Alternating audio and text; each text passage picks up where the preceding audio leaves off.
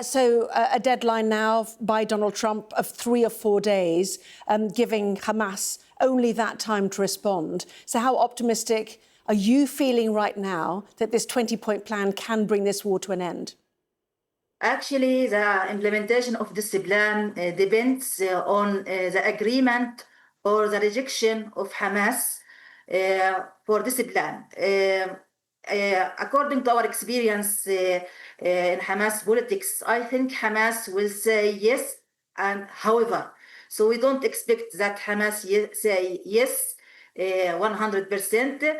Unless there is a big pressure from Arab states like Egypt and Qatar to push Hamas to agree on this plan and say yes 100%. If Hamas say no or say yes, however, this means that this plan will not be implemented fully and will not be implemented soon in the Gaza Strip. And this means that Netanyahu, as a prime minister, Israeli prime minister, will continue his military plan for full occupation of Gaza City, and he may continue the operation in the middle of the Gaza Strip, which means more blood, more destruction. So we hope, as Palestinian people, particularly people who are living in the Gaza Strip under this brutal war, under this full destruction, that Hamas accept this plan as it is, and then later we can negotiate about more details of this plan. Yes, because even today, reports of artillery fire and aerial bombardment around Gaza City. The people of Gaza clearly are desperate, aren't they? Do Hamas care about them? Have they ever cared? And do Hamas need to acknowledge that they have lost? For Hamas, it has a basic ideology which focus more on fighting and she tries to defeat the Israeli army as soon as possible. She has a military plan that she wants to implement in the Gaza Strip, regardless of the destruction and the blood of Palestinian people, because it has an ideology which is dependent on the defeating of Israeli army. So this is the issue between the Palestinian people and Hamas, that we want to convince Hamas that the time is a blood.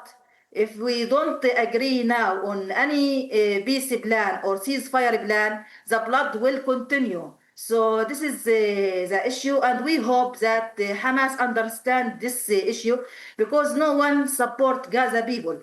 We are now alone in front of Israeli tanks, Israeli fire, and no one save us. So this is really a humanitarian crisis and also political crisis that need urgent action from Hamas to approve this plan as soon as possible, and then she can negotiate for more details. But she has to say yes to withdraw any war justification from Israeli side.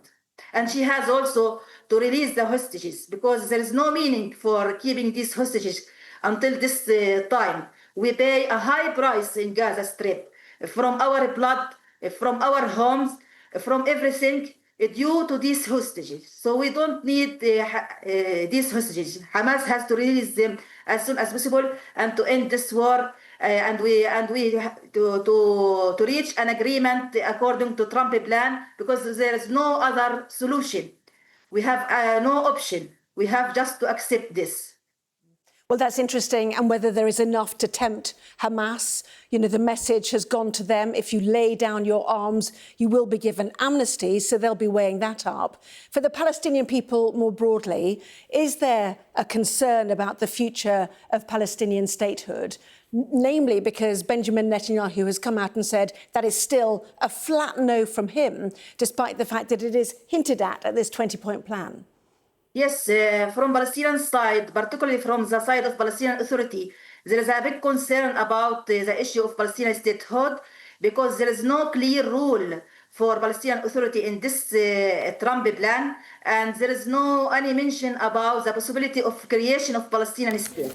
But I would like to say, if we consider this Trump plan as international mandate of the Gaza Strip, we have to remember that before the British mandate in Palestine led to the creation of Israeli state, and we have to be smart and to convince Trump that this international mandate should lead to the creation of Palestinian state, particularly UK and France and the major Arab states and the Western states recognize the Palestinian state. So we have to seize this opportunity, and we have to be more smart to convince Trump administration to push Israel to recognize the Palestinian state based on the two-state solution.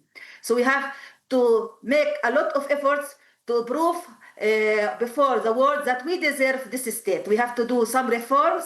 We have to build our state to convince people and the American administration and everyone that we deserve this state. Reham Owda, good to have your thoughts there. Thank you so much for joining us. Thank you.